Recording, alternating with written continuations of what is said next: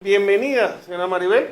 Muchas Feliz Navidad. Igual. Bueno, aquí la tenemos hoy para ver sobre este asunto que nos tiene nerviosos, que si el 31, que si viene para el 2025, qué es lo que ha pasado y hacia dónde nos tenemos que conducir. Buenos días, felices fiestas. Creo que tenemos que conducirnos hacia la esperanza, hacia la vida. Y en función de ello, uno de los temas que en este momento preocupa a la población panameña es precisamente el tema de la seguridad social. Porque la seguridad social constituye una de las bases de lo que denominamos los determinantes que hacen la vida saludable. Y cuando hablamos de la seguridad social, generalmente se suele circunscribir a la atención de derechos que debe garantizar el Estado. Por ejemplo, el acceso a la alimentación y al agua potable, el empleo digno y el salario justo, el derecho a pensiones y jubilaciones dignas, a salud, educación, vivienda, recreación, ambiente sano, el disfrute de lo que es la vida misma. Y creo que cuando se está planteando el tema de la Caja del Seguro Social, se está olvidando ese punto. Y el punto es los seres humanos. Es un proyecto, el proyecto Ley 163, que realmente es inhumano. Inhumano porque condena a la población adulta mayor, después de haber generado riquezas para este país, a vivir en la precariedad, en la miseria, en el abandono, y está al mismo tiempo proyectándole a la juventud que no va a tener el derecho a pensionarse. Y por eso nosotros hemos señalado que hay otras propuestas, pero aquí se han empecinado en una propuesta que le denominan cuentas individuales, que está dirigida a tener las pensiones más precarias posibles. Y creo que eso no es correcto como política pública, no es correcto en función de lo que dice la Constitución, y es que se debe propender a la vida decorosa de los panameños y las panameñas. El Papa Francisco decía que no podemos construir la esperanza, caminar hacia esa vida digna en la individualidad, sino en la solidaridad. Y creo que es uno de los principios más hermosos que está siendo desmantelado. Esa solidaridad que ha existido entre las generaciones en términos de pensión. Yo creo que a veces nos hacemos sordos o queremos ser sordos, porque a los que estamos tras los medios y seguimos todo, hemos visto la presentación y las posiciones de muchas entidades preocupadas por esta situación. Hay una propuesta desde el gobierno, pero realmente hay que equilibrar las posibilidades de qué es lo que más conviene y lo que es más durable, porque si venimos a ver, cada gobierno se ha quejado de una caja menuda, una caja de bien común, que a la hora de la hora ha venido a vivirse unas situaciones inestables para el pueblo. Y creo que esto nos ha llenado de esperanza que cada periodo debe mejorar o buscar un bien común, y muchas veces las palabras de nuestra comunidad episcopal han sido velando por el bien común en todo lo que usted acaba de mencionar al principio, de la dignidad humana en la vivienda, educación y todas las necesidades, y que ahora el Papa nos plantea ese caminar junto con esperanza, de que en verdad a veces no es apresuradamente aprobar una ley, sino a qué manera hay una preocupación. Ok, está el bien de que no hay el dinero para pagarlo, pero realmente también venimos viendo de años anteriores a los que hemos vivido largo, cuando se han pagado los tercer mes tarde. Vino toda esta situación de arreglos que se dieron después para pagar algunas cosas que quedaban pendientes. Encontramos una situación política ahora y que hay que arreglar, y hay que poner los pies en la tierra para asumir lo que necesitan los que ya están jubilados y pensionados, pero también a lo que viene atrás. Y creo que es vivir un proceso nuevamente de sentarnos a plantear que esto no es de una aprobación en primer y segundo debate, sino el tiempo que es de Dios, un tiempo de un estilo de vida y el amor al ser humano. Y esto nos debe hacer vivir, como le dije a mi comunidad desde el Adviento, orar, para que fluya la sabiduría y el buen corazón, para que a los que están proponiendo como a los que van a tener que aprobar, realmente qué es lo que conviene y qué es lo más necesario. Y como usted lo plantea, realmente ustedes que son personas preparadas y que defienden estos derechos, cómo lograr primero la afectación que va a haber a los empresarios, porque estamos velando también por el común, pero esto nos puede llevar a un caos de un desempleo. Nosotros tenemos que estar claros que por un bien, a veces, a dónde puede lastimar a muchas familias y a muchas personas. Sí, lo primero es que yo creo que se han señalado algunos elementos que no son correctos. Es decir, la Caja del Seguro Social no es una institución que no tiene recursos. Por el contrario, es una institución que tiene recursos y que esos recursos han querido ser colocados de una manera especulativa. Y es uno de los problemas que tenemos. Precisamente, fíjense, la Caja del Seguro Social, uno de los planteamientos que se ha hecho desde el proyecto de ley 163 es colocar los recursos de la Caja del Seguro Social en lo que llaman las administradoras de fondos de pensiones para el uso especulativo de los recursos. Nosotros pensando en ese bienestar, que debe ser integral, que debe ser de sociedad, que debe ser de país, lo que hemos planteado es que la inversión de la Caja del Seguro Social tiene que ir a un proceso productivo.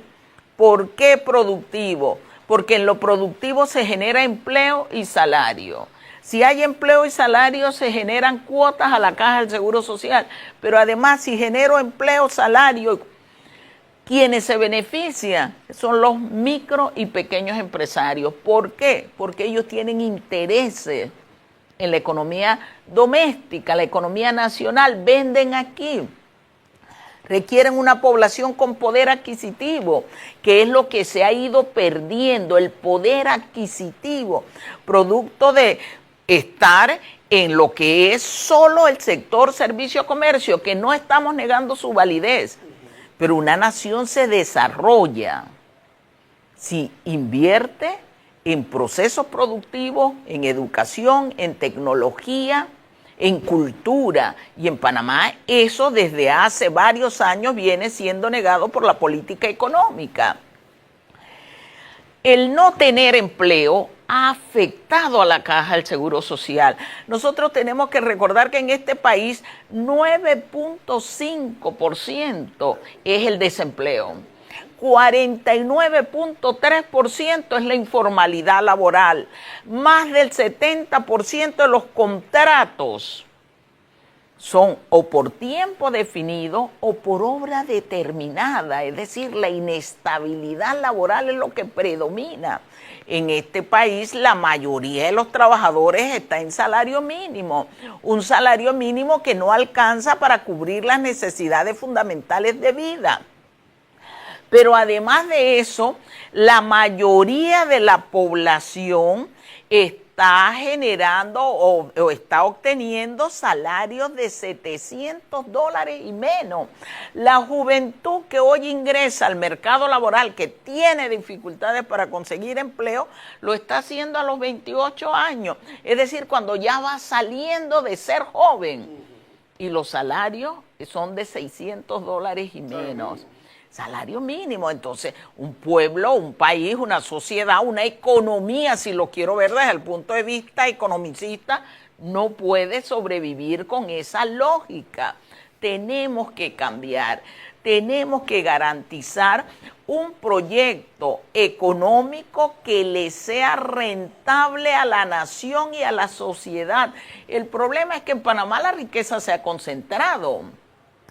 Y fíjense, la economía ha crecido, pero a mayor crecimiento, la masa salarial, es decir, la proporción del Producto Interno Bruto que va a salario ha tenido una tendencia descendente, ha disminuido. Y es lo que explica por qué Panamá se encuentra entre los primeros países con mayor inequidad social. Hemos vivido un tránsito en donde esa informalidad, esa inestabilidad hace que la mayoría de los panameños y las panameñas no puedan obtener 12 cuotas a la seguridad social anualmente. El promedio está en 7. El promedio de las mujeres está en 6 cuotas. Y esa es la realidad que vivimos. Es decir, que estamos las mujeres cotizando la mitad de lo que deberíamos estar cotizando. Hoy nos plantean que nos van a incrementar 3 años más, implicaría 36 cuotas más, pero como no lo hacemos 12 al año, estamos planteando que serían 3 años más, equivalen a 6 más. Pero esa no es solo la propuesta para las mujeres.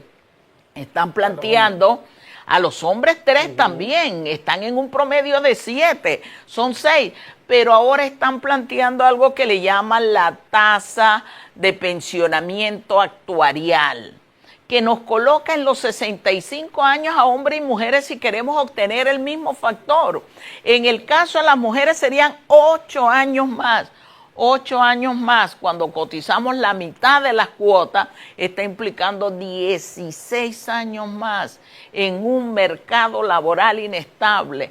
Alcanzar esas 96 cuotas adicionales que nos están imponiendo no va a ser factible, porque si a una mujer para ingresar en el mercado de trabajo tiene dificultades, tenemos salarios menores, tenemos problemas de estabilidad porque a veces nos vemos forzadas a retirarnos en nuestra edad reproductiva.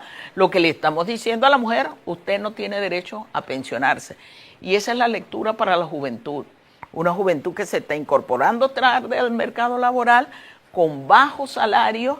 La lógica va a ser que no tiene esa oportunidad de pensionarse. Decimos que vamos a una población adulta mayor, que en los próximos años la mitad de la población va a tener más de 60 años. Va a ser una sociedad en pobreza, en precariedad, en extrema pobreza, en las calles. Y eso es lo que no puede ser. Quieren cuentas individuales que implican, dicen ellos, ahora no es que tú cotizas, es tu capacidad de ahorro. Caramba, la mayoría de la población tiene 700 y menos, ¿qué va a poder ahorrar? Las pensiones van a ser, y así las tienen establecidas, más o menos una pensión básica de $265. El costo de la canasta básica de alimentos es de más de 350, ya no dio. ¿Y los medicamentos? ¿Y la vivienda? Entonces estamos condenando a la población. Tenemos que construir un proyecto que mire la seguridad social como derecho, que garantice pensiones dignas, que las pensiones tengan una capacidad de indexación, es decir, de ajuste por aumento de costo de vida y de aumentos progresivos. ¿Lo podemos hacer? Sí. El programa de invalidez, vejez y muerte de tipo solidario o del sistema de beneficios definidos permite esa progresividad. Es más, con la OIT hemos hecho las proyecciones de cuando unimos el sistema de beneficio definido con el que llaman hoy de cuentas mixtas, la proyección de sostenibilidad nos da más de 15 años. ¿Por qué no lo quieren hacer? Porque hay intereses creados. Bueno, Maribel, yo creo que es interesante nuestro programa, como lo estamos haciendo todos los canales, instruir, conocer para poder tomar decisiones maduras. Vamos al primer corte comercial, pidiendo un besito de María, caminando con esperanza, como dice el Papa, como peregrinos a este 2025. Hablamos tras bastidores una realidad hoy, en la cual, ¿por qué no hay una consulta a nivel privado y público con todo aquel empleado, como el dueño de empresa, a esta decisión de lo que a propuesta? Y si hubiera, como decimos, aspecto positivo y negativo, al abrirnos a sugerencia, como cuando tú vas a un lugar y tienen buzón de sugerencias, realmente, ¿qué sentimos y si estamos de acuerdo? Porque realmente seguimos viendo lo que usted dijo, la canasta básica, el bien o mal, el servicio de atención como de medicina y otras cosas. Realmente hoy, a lo que yo estoy pagando, a mí me preocupa una de las cosas porque me ha tocado trabajar en Samaria, Cerro Batea, muchos lugares que sufre el pueblo, una realidad, una cosa que yo no entiendo, que yo creo que hay que plantearse, el que tiene casa matriz y sucursales, ¿cómo yo puedo estar pagando un seguro social como hombre o mujer de un sueldo donde más que beneficiarse 2 o 3 hijos, tengo una cantidad de personas beneficiando de él y que no da abasto ni para una atención de ese costo y de los medicamentos también. Yo creo que tenemos que entrar en una concientización de la vida que yo llevo familiar, pero también la desintegración familiar a lo que ha llevado también un costo de la Caja del Seguro Social. Sí, pero yo creo que hay algunas cosas. Por ejemplo, ese es un tema que en el programa de enfermedad y maternidad se lleva mucho, la calidad de la atención que se presta en el servicio de salud. Ahora, ¿de quién es la responsabilidad de la salud en este país? Constitucionalmente es el Estado. El Estado, sí. Pero es la Caja del Seguro Social la que está cargando con esa responsabilidad. Yo sería incapaz de decir que no atiendan a los beneficiarios. ¿Por qué? Porque efectivamente lo que cabe y compete es que el Estado compense a la Caja del Seguro Social, ya que el MINSA no está brindando la atención que debe brindarle a todos. Entonces el Estado está obligado a compensar a la Caja del Seguro Social. Cuando a mí me preguntan, dice, bueno, pero ¿por qué no reducimos el número de beneficiarios? Yo siempre pregunto, ¿y a qué hijo voy a sacar? Exacto. ¿Al más grande, al más chiquito, al más enfermo? O sea, es una política inhumana, injusta. Derecho natural. Yo creo que debemos proteger a toda la población y hacia eso debemos caminar a que la cobertura sea la más alta posible. Los recursos están. El Estado tiene que cumplir con su responsabilidad. Tenemos que dejar el negociado que se ha enquistado en la institución. Ahí está el ejemplo de los medicamentos. Los medicamentos más caros los compra la Caja del Seguro Social. Hay otros sistemas de compra, ¿por qué no se han caminado hacia ello? La OPS, la OMS ha establecido mecanismos, pero insistimos en lo mismo.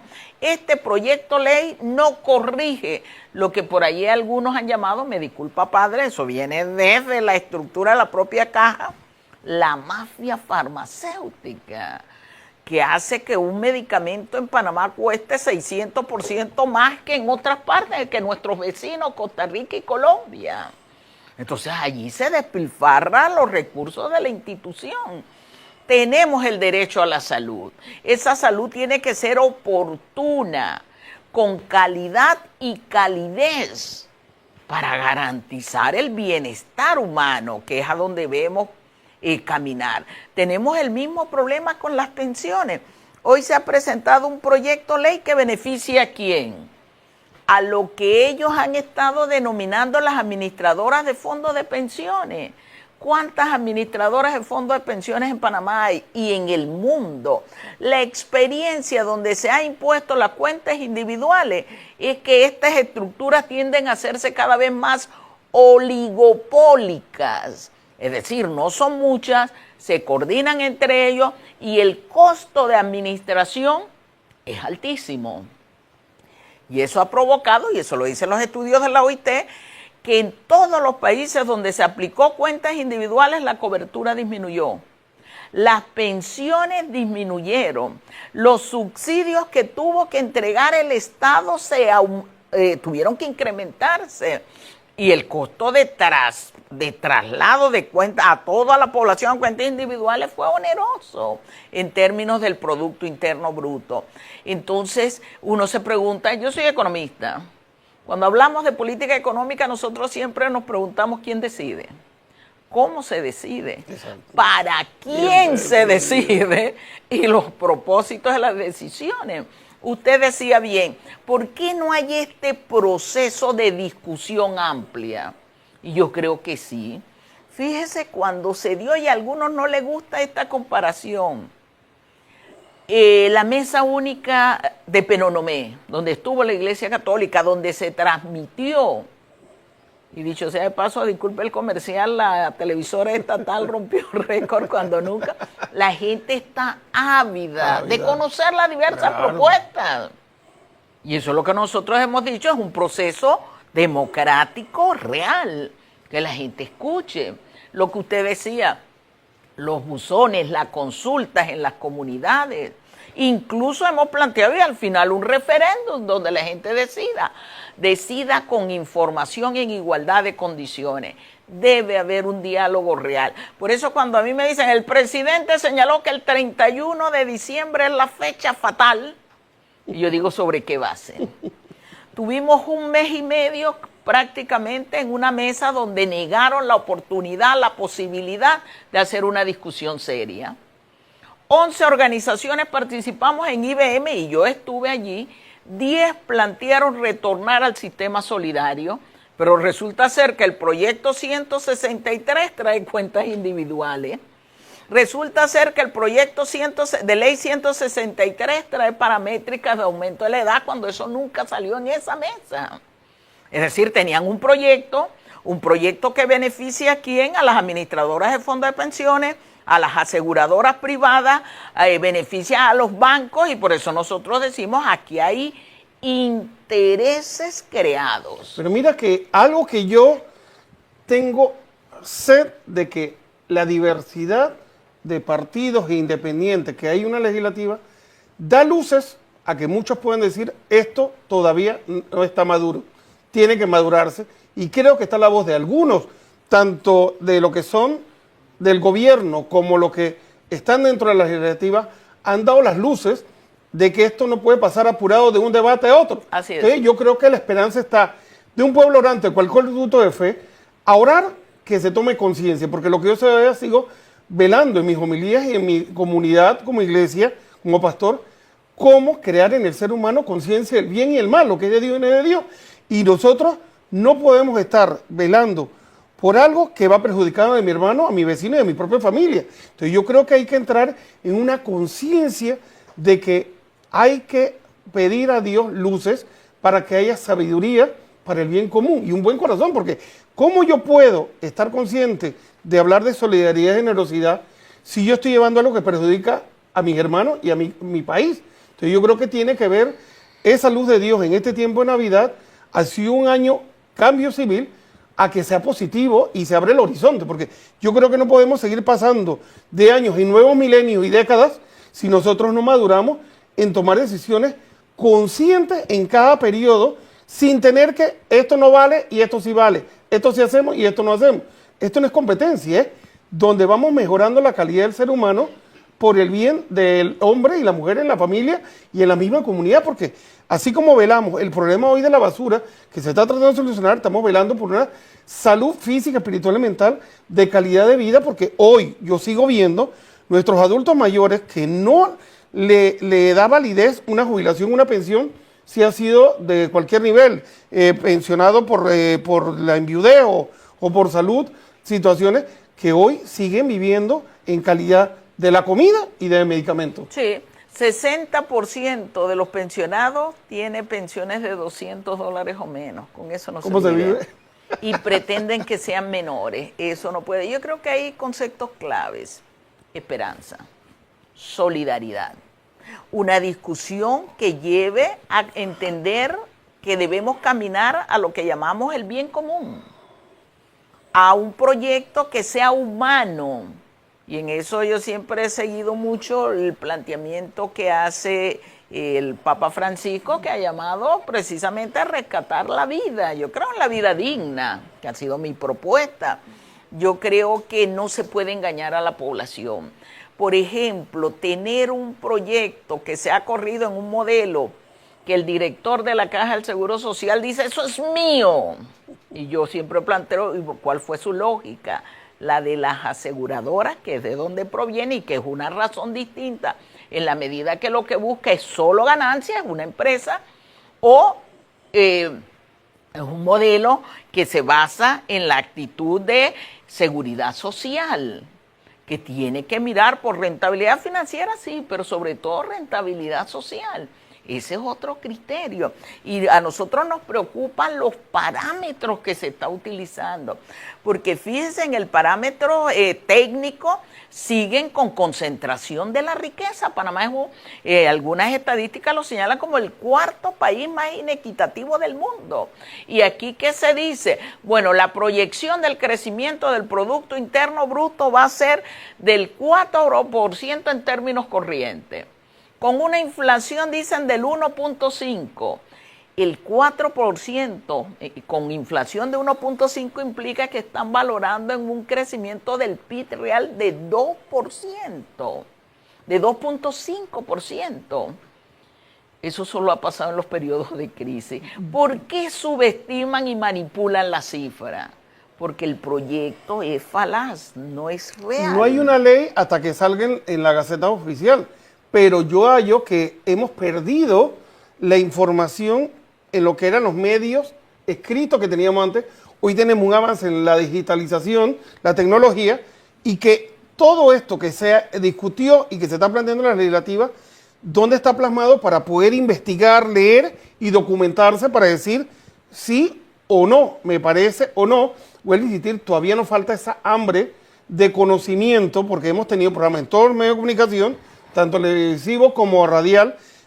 ¿De qué manera hoy todavía nos falta crear una conciencia? Porque yo, que soy persona que pago el seguro social, ¿cómo yo no me voy a preocupar en mi futuro? Mi primero es mi futuro.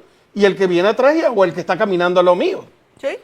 Y antes teníamos esta base de la seguridad social con un sistema solidario donde yo pagué la pensión de mi padre y aspiro a que los hijos paguen la mía. Resulta ser que cerraron, que mis hijos no pueden pagar la mía desde el 2005, lo que la OIT ya ha llamado, bueno, crearon un sistema cerrado. Eso colapsó el sistema solidario. No quieren reconocer su responsabilidad. Tenemos que caminar a retornar al solidario. Y el ejemplo claro, en este mundo, 30 países adoptaron cuentas individuales. De esos 30, 21 han retornado al solidario, porque el de cuentas individuales es un golpe. Es un golpe, no camina. Y lo va a sentir el pueblo y el pueblo va a reclamar. La mayoría, así. Entonces queremos un Estado que propenda a la vida decorosa, a la paz, a la unidad, al desarrollo nacional y social, o queremos profundizar la inequidad social que tarde o temprano va a generar convulsión porque hay una población que requiere vivir. Hoy nos condenan a sobrevivir y la proyección que tienen es que ni siquiera sobrevivir, sino que estemos en la mendicidad, en la pobreza. En los países desarrollados que se aplicó este sistema, también fracasó. ¿Cuál ha sido la diferencia? Ellos tienen las alternativas, que los canadienses, los estadounidenses se vienen a países como nosotros para poder vivir, porque con sus pensiones no pueden vivir en su país. Pero ¿y nosotros a dónde nos vamos a ir? Y no queremos irnos. El panameño no es migrante, es de estar en su localidad. Bueno, Maribel, ya nos llamaron al segundo corte comercial. Está muy interesante, disfrutamos nuestro cafecito mientras vamos a un corte comercial. Realmente, ¿qué nos puedes decir tú? Que has estado en el camino, en los diálogos, y ahora, ¿hacia dónde tú crees que podría haber esta caminar para el 2025 con esta decisión? Bueno, yo creo que lo primero es ordenar la discusión. Orden y disciplina. Sí. Para ordenarla, tenemos que abrir un proceso de diálogo real, sincero, nuevamente no, abrirlo. Nunca se dio. Entonces, eso es importante, donde la población tenga la posibilidad de darle seguimiento a esa discusión, a ese debate, a las diferentes propuestas. Eso es lo primero, un diálogo real.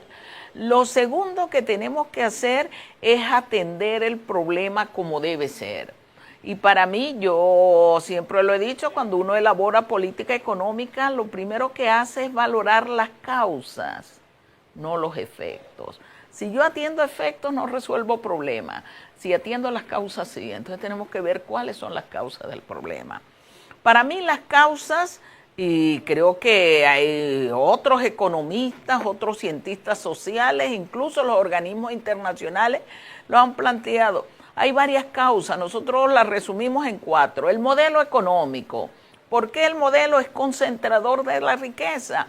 Pocas manos, pocas actividades económicas, y ahí creo que el sector empresarial de los sectores productivos debería estar interesado en que no siga concentrándose en 5 actividades económicas. En pocas regiones se ha concentrado: Panamá, Colón. Y eso no niega que en Panamá y Colón haya pobreza a pesar del crecimiento. está distribuido en pocas manos. Cada vez se concentra más la riqueza. Tenemos que caminar a un modelo productivo, un modelo económico que impulse la tecnología, la innovación, la cultura, un modelo que esté dirigido a la vida. Para mí eso es importante.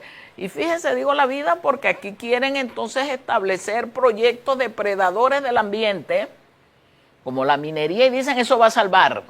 Eso niega vida. Hay otras alternativas económicas. Para mí ahí hay un problema estructural. El segundo, ya lo he planteado, el problema del mercado laboral, es decir, el problema del empleo, el problema de los salarios, de la inestabilidad, de la informalidad. Tenemos que generar una economía que promueva la creación de nuevas fuentes de empleo con salarios justos, a nivel nacional, no concentrado. Tenemos que atender, y es otro de los problemas fundamentales, el atraco que ha vivido históricamente la Caja del Seguro Social. Entonces, resolver los abusos, resolver que la Caja del Seguro Social sea la caja menuda de los gobiernos, el aval de la deuda, el aval del déficit fiscal. Y por eso es que cada vez que hablan de que hay déficit fiscal y que las calificadoras nos van a calificar, enseguida tomamos los recursos de la caja. Eso es una realidad. Los abusos, 19% de la población, a pesar de estar en el sector formal, aparecen como informales, es decir, informales en la formalidad laboral, no te registran tu contrato, no pagas seguro social a pesar de estar en empresas formales y en el sector público que se supone es formal. En ambos casos hay que entregar las cuotas que se le descuentan a los trabajadores a la institución. Más de 300 millones de deuda. Bueno, pero ese problema del agua también es la basura. Entonces, ¿qué hay ahí? A mí me están cobrando y me recogen porque el otro... Sí, ahí algún día debemos hablar de lo de la basura, porque la basura es un tema de salud. Entonces dejan acumular basura, ahí tenemos un problema. Hay que resolver eso. Tenemos que resolver el tema de la atención de salud. El Estado es el responsable primordial. Tiene que compensar a la Caja del Seguro Social por la atención que hace. No se dice que se saque a la población de ahí, sino que el Estado compense a la Caja. Tenemos recursos.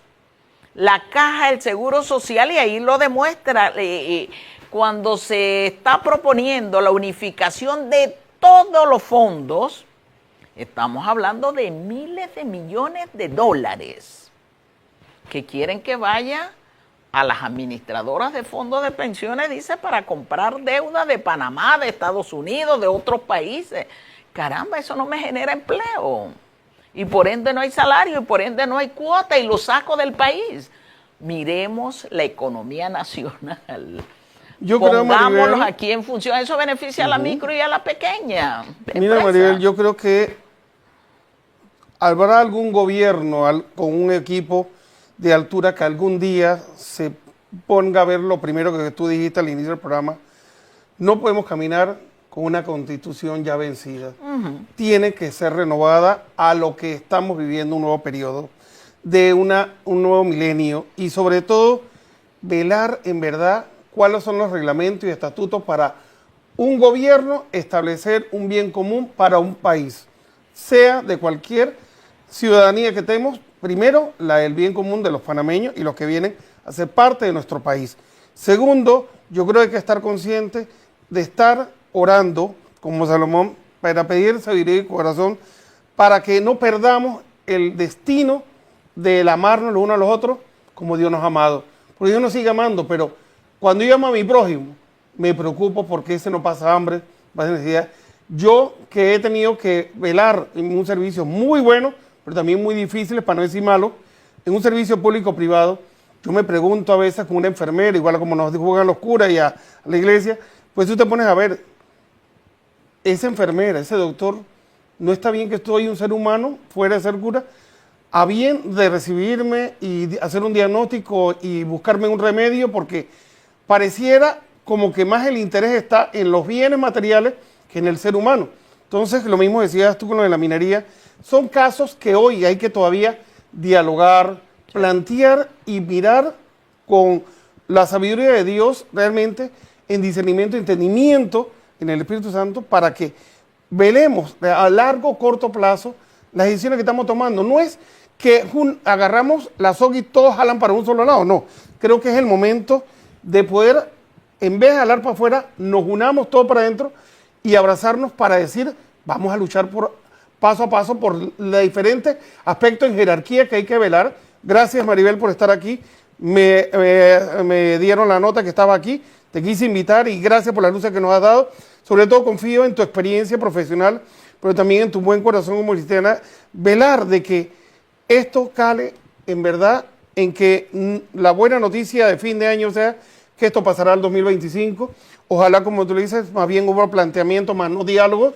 Y lo más importante en esto es de la escucha, el diálogo, para poder plantearnos en verdad dentro de las opciones que hay un equilibrio en jerarquía, que es en verdad lo más importante y que podamos trabajarlo 2025. Un año largo que quizás, vuelvo a insistir, si hablamos con las personas, hasta cuando tú liquidas a una persona o tienes que dar tus decisiones de quiebra, tienes que llegar a acuerdos de pago y de gestación de lo que es con un empleado. Yo creo que nuestro gobierno tiene que velar con luces a cómo vamos a velar en servicio público-privado para que no sea perjudicado al ser humano, sino que se vele en verdad con algo que valga la pena y que nos dé calidez para un presente, para un futuro. Nuevamente, feliz año nuevo 2025 y caminemos con esa como peregrinos